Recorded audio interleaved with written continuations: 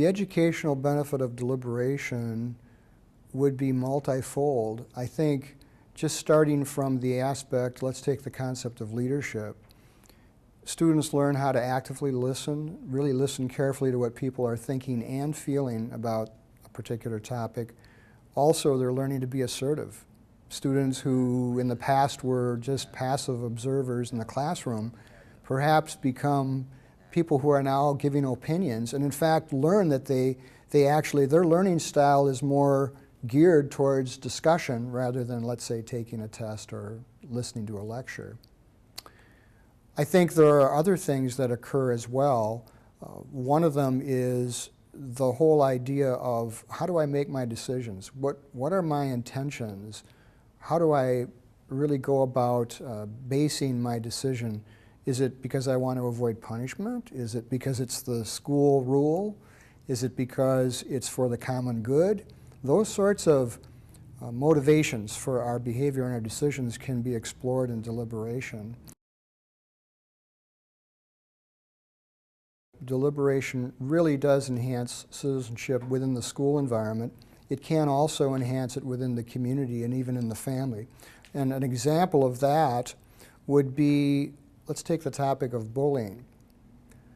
It's hard to talk with students about bullying because they don't necessarily want to talk about it that much. They don't want to admit that they're a bully, or that maybe they observe some bullying and they don't exactly know what to do about it.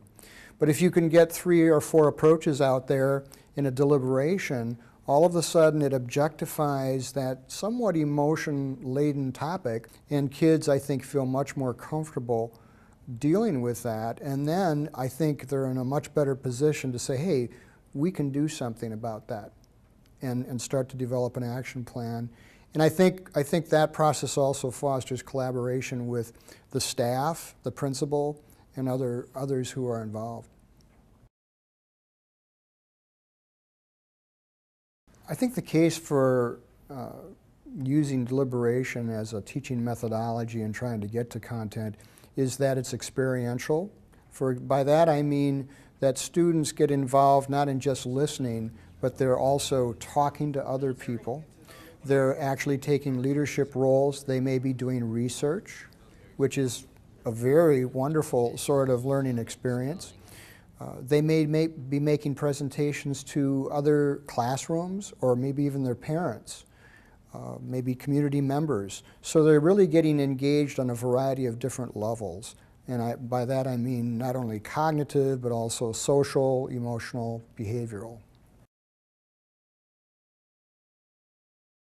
Definitely, I think that when you look at the 21st century skills and the whole idea of collaboration, for example, this is a tremendous tool, and we also focus on naming and framing complex issues in our work with students.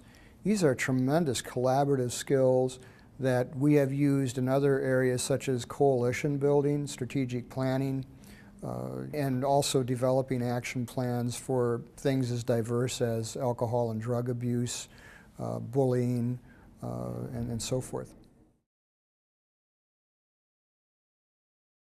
We had, for example, a student last year who was part of one of our charter schools.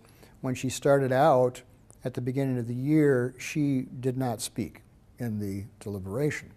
And then we said, well, would you be willing to just try being a note taker? And she finally said, okay, I'll try that. So she became a note taker. And she wasn't taking very good notes, however. After some coaching and so forth, she started to take the notes much better, and by the end of the year, she was not only taking really good notes on things like common ground and trade-offs and so forth, but she was also able to explain those in front of the group. So that was kind of neat.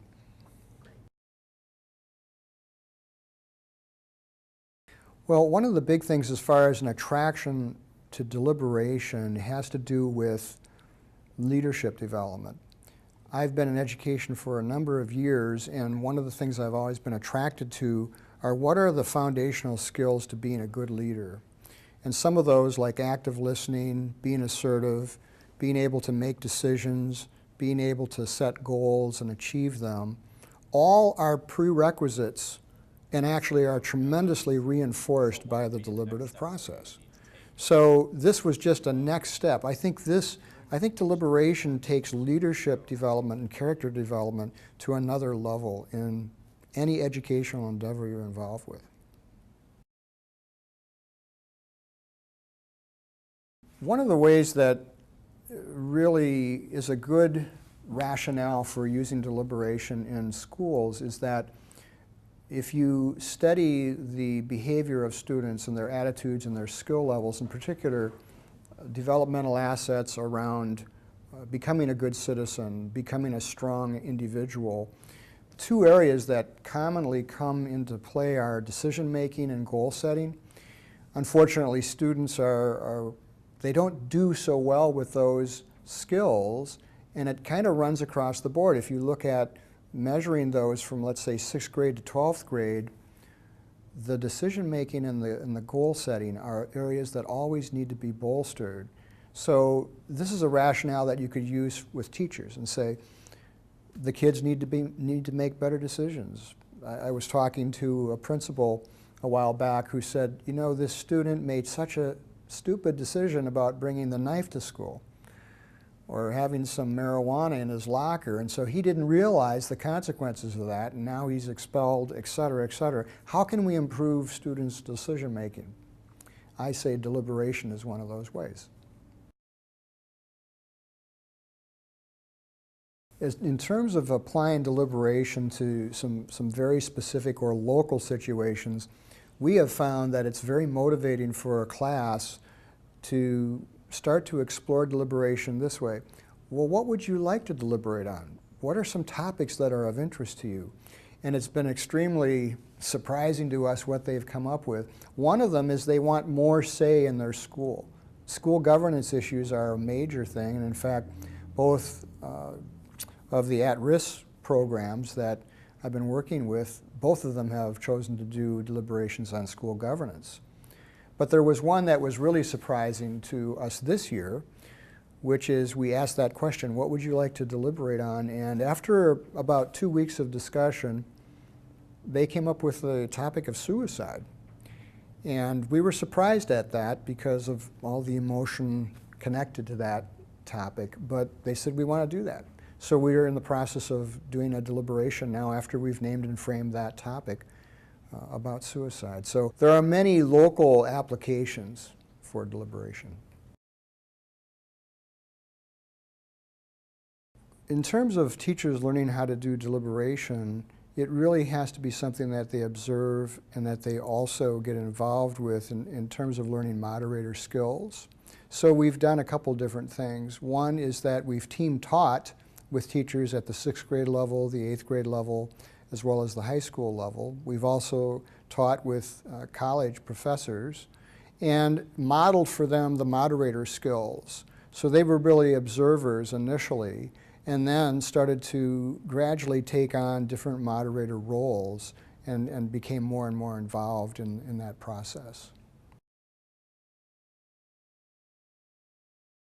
Well, one of the things about moderator skills that's very important is knowing the actual sequence of how a deliberation runs. So starting off with starting the forum in terms of what sorts of guidelines are you going to use. And there are a number of different types of guidelines, but usually they center around respecting the thoughts and feelings of others and so forth. Once the guidelines are established, then some people like to have a personal stake or try to evoke from the audience a little example or story of how this particular topic impacts them. And usually we use either a National Issues Forum starter video, or if we don't have one of those, then we have the moderator read various parts of the booklet so that people get an idea of what we're talking about. So that first opening part of starting the forum is very important.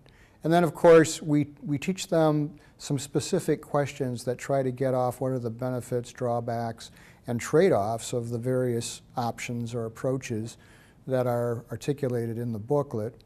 And then finally, we teach them about ending the forum, the sorts of questions that we're trying to get at as far as common ground, how has your thinking changed, what might be next steps, and so forth. So there are a lot of skills to know, and in addition to that, of course, note-taking, how that affects the whole process, how you might utilize pre and post surveys, and so on.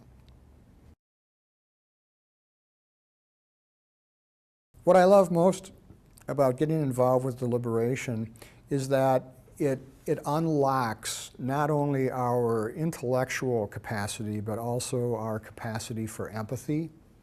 And I think that deliberation, at its very core, or the heart of deliberation, is becoming an empathetic human being.